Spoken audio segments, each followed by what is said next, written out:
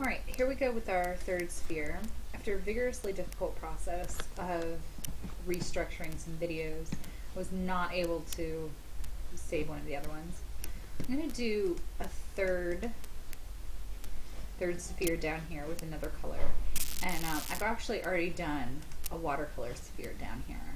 And I'm going to do one again and explain some of the oddities that occur with watercolor. So first of all, to create a new watercolor layer, you could come down here and when you click on new, instead of just clicking on it, click and hold, and then you can get new layer or new watercolor layer, and you can therefore make a new watercolor layer. And go ahead and make 3 of those. And again, we're going to do sphere, background, and shadow. Now, if you're paying attention, what you're going to notice right now is that unlike before, our transparency selection, our lock transparency option is locked right now. I'm going to name this watercolor sphere. There we go. And I can do the same thing as before, but what I'm not going to be able to do is I am not going to be able to just contain myself to the sphere, at least not very easily. So there are a couple of things that I can do to make that happen. I'm going to go ahead and zoom in and use my space bar to hand down so that my item is in the middle of my screen. I am going to use Real Wet Wash, and I'm going to choose a blue color. Actually, I'm going to choose a different color from the last one I did because I have very unfond memories of it.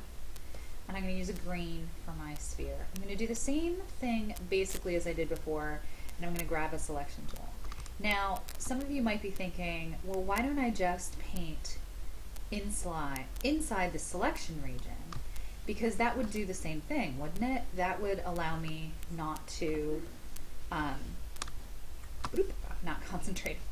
I need to grab the move tool in order to move this guy and then adjust him.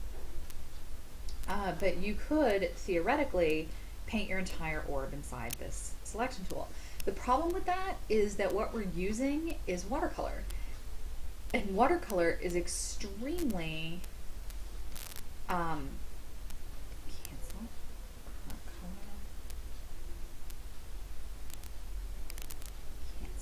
So if I use the fill bucket, it's not going to fill it with watercolor, which is what it was warning me about. So I'm going to just grab a big brush and wash watercolor in there.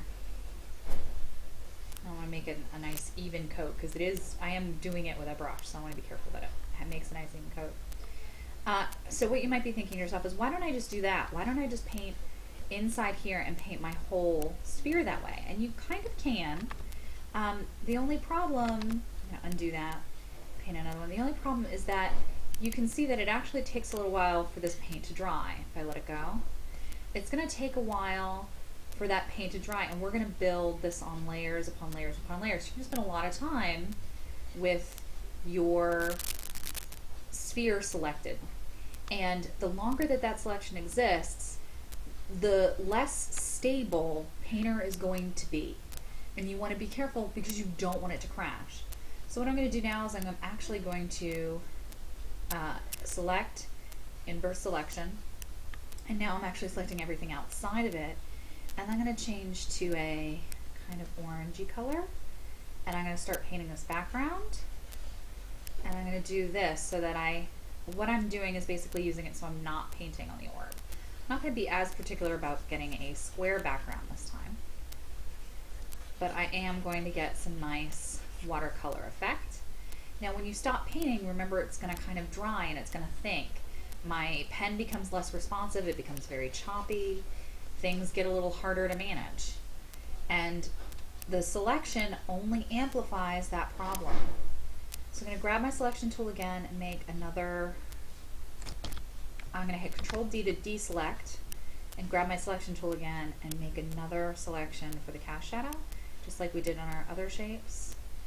And I'm gonna grab watercolor again, and I'm gonna grab a very dark color, and I'm just gonna lay that down. I'm gonna deselect, and I'm gonna go back to my sphere. I'm gonna turn off my sphere pictures and shrink them down, so that all I'm really worried about is my watercolor layers over here. And now because our watercolor layers are gel, we can see through them. So we have a problem with this cast shadow, which is, oh, I also accidentally put all of the cast shadow on the background layer. I could leave it, but in case you need to fix it, you can either redraw it or you can do this. You can select it, hit Control X for the background, re-select the correct layer and hit Control V. You can also hit Edit, Paste in Place to make sure it's in the exact same spot that you want it to be in. But as you can see from this menu, Paste in Place is the default pasting function, okay? So I'm gonna grab my eraser tool, and I'm actually gonna gently erase on the cast shadow layer.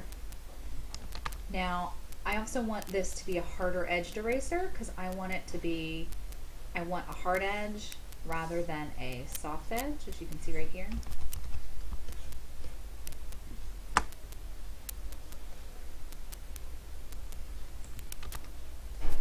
So I'm gonna change it back to a hard edge eraser. I'm gonna make it a little smaller so I can really see what's going on, and I'm gonna get right up against the edge of my sphere. Now, where on our other ones we got to do some really interesting, on our other ones we got to hold transparency and things like that. We can't do that on this one. I wonder. So we're also getting this line of the background affecting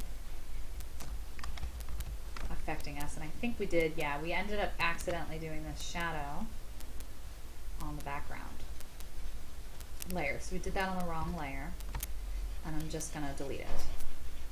It is the effect we want, but it's from the wrong layer, and we don't want to get everything mixing together. Okay. So now, when I'm working on each layer, I do still need to be careful. Oh, when I hit paste, I actually created a new layer. So I'm going to go ahead and rename that cast shadow and then delete the one that doesn't have anything on it, so it stay organized. I do want to go ahead, and while I have my eraser, I want to go to the sphere layer and make a nice little highlight here, because you actually can't, we could have left it when we were painting with watercolor, but it's not that easy to erase watercolor, even digitally. Now, as you notice, it's gonna still move around. We're using a real wash brush in our eraser, and we're gonna get some time where it's gonna move a little bit like watercolor.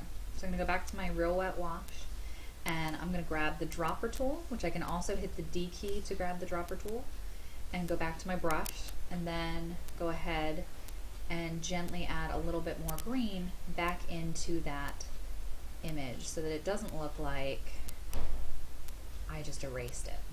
It's going to soften that bright white a little bit.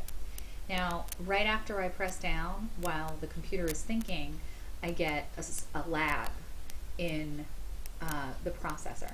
I'm going to hit Control S because remember, we want to save relatively often, and especially with watercolor, because watercolor is so intensive for our processor. We want to make sure that we're getting it. Now, my concentration is very low, so I went ahead and went almost completely over my white, and I'm still fine because my concentration is very low. And if you're noticing, I'm just being very careful as I approach the edge not to get too close. I'm not painting over the edge.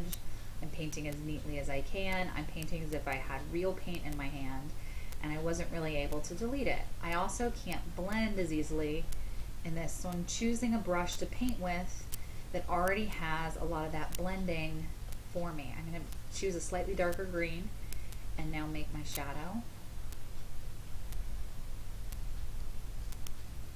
Now because I'm on a different layer, I could, where I went over the edge a little bit there, I could delete that. You can see it's also taking a long time for my wet watercolor to really dry out. And in order to spend some time drawing over there. So I can go back and erase what supersedes my shape on the outside. But generally each layer is pretty light and I don't need to worry about seeing it too much. You want to embrace some of the fallibility of each of your types of paint. I want to remind you that you can use any variant you'd like. For instance, I'm using mostly the wash brush right now, but if I wanted to get some more watercolor feel in this, and as you can see, I'm just layering over and over and over again, which is a very normal watercolor technique. Layer again and again to get it darker. I might even go ahead and get a black color for the shadow, knock it down very till it's very light concentration, and gently come in again. I'm going to reduce my brush size and kind of come in on this edge a little bit as well. And there we go. I'm really just concentrating on getting this kind of watercolor feel over here. I can also, if I want to make the fractal wash wet makes a really nice look. So I'm going to get that. I'm going to put that on the background, and I'm going to grab some yellow to do that with. And again, I'm going to get close to that sphere, but I'm not going to willy-nilly brush over it. I'm going to actually be careful of where I'm brushing.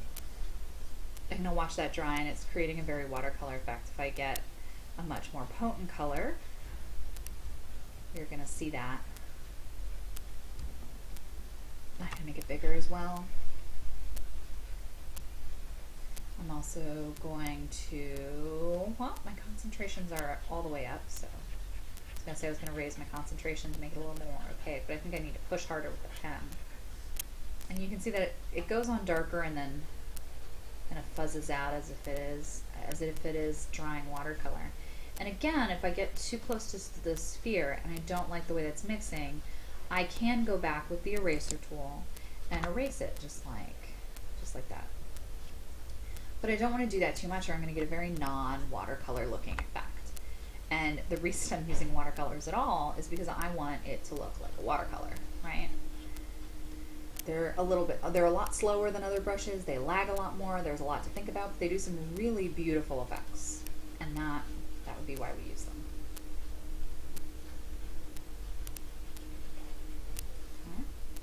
So I'm going to do a little bit more brown down here just to give us a different color, make it a little bit more transition-y from dark to light. And that'll give me just something a little bit more interesting and captivating on my actual little image here. I do want to make sure that I don't get such a glowy halo all the way around my orb or my sphere.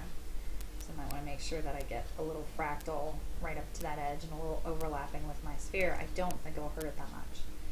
This one right here is the only one I really see. And even then I don't mind so much. Now with the cast shadow, what I probably want to do is go ahead and switch back to that darker color I have back here, or choose a darker color. And I'm going to switch back to the regular wash brush. Just get a darker edge right in here and layer it up. Now you can only do so much concentrated pigment on each layer before it becomes difficult, before it maxes out essentially, and you have to stop painting and paint with another layer of that brush. But now that I've got something sharp, I'm going to go ahead and grab my eraser tool, and I'm going to purposely choose the soft mode this time, and I'm going to come in and just kind of gently erase out that edge. And as you notice, it's interacting with the watercolor very differently than it does with the other mediums, because it's erasing it out as if it's backing up how the watercolor is actually used on it. If that makes any sense. I'm going to come back through and, nope, I'm not going to do that because I can see it under the orb. I'm going to just gently put a little bit more color into that white that I just erased, so it's not quite so blatant. There we go. And there's one more texture for you. I'm going to do a couple more and show you guys how to do text in another video. Thank you.